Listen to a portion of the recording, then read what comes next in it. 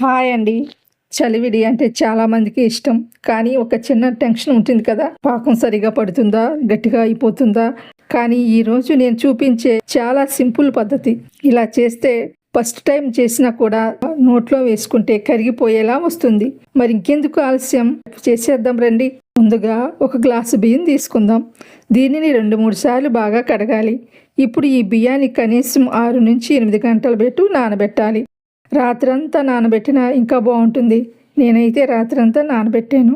నానబెట్టిన బియ్యాన్ని మరలా 2-3 సార్లు కడిగి పొడి క్లాత్ మీద కానీ ఇటువంటి దాని మీద కానీ ఒక అరగంట సేపు ఆరబెట్టుకోవాలి.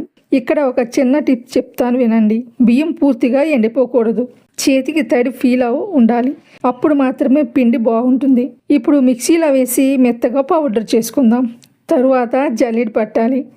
పైన మిగిలినది మళ్ళా గ్రైండ్ చేసి కలిపేయండి.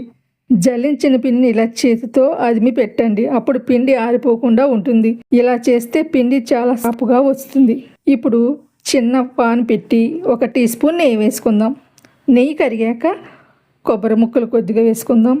4-5 జీడిపప్పులు, 1 టీ స్పూన్ గసగసాలు వేసే ఇవన్నీ ద్వారగా వేయించుకోవాలి.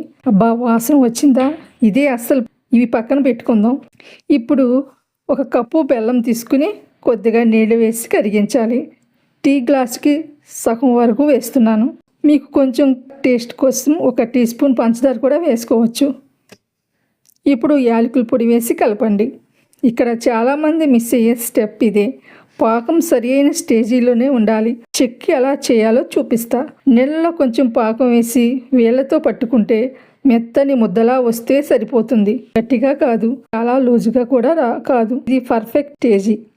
ఇప్పుడు స్టవ్ ఆఫ్ చేసేసుకోవాలి. బియ్య పిండి కొంచెం కొంచెంగా వేస్తూ కలపాలి. ఒకేసారి వేస్తే గడ్డలు పడిపోతాయి. అందుకే నిదానంగా కలపండి. ఇప్పుడు దగ్గర పడుతుంది కదా. ఇప్పుడు మనం వేయించిన కొబ్బరి, జీడిపప్పు, గసగసాలు వేసేయండి. పైన కొంచెం నెయ్యి వేస్తే ఇంకా బాగుంటుంది. చూడండి, ఇలా ముద్దలా కొంచెం జారుడుగా ఉండాలి. చల్లారిన తర్వాత ఇంకా సెట్ అవుతుంది. చూశారుగా ఎంత ఈజీగా, ఎంత కమ్మగా రెడీ అయిందో. ఇలా చేస్తే చలిమిడి గట్టిగా అవ్వదు, చాలాగా వస్తుంది. మీరు కూడా ఒకసారి ట్రై చేసి చూడండి, మీకే అర్థమవుతుంది.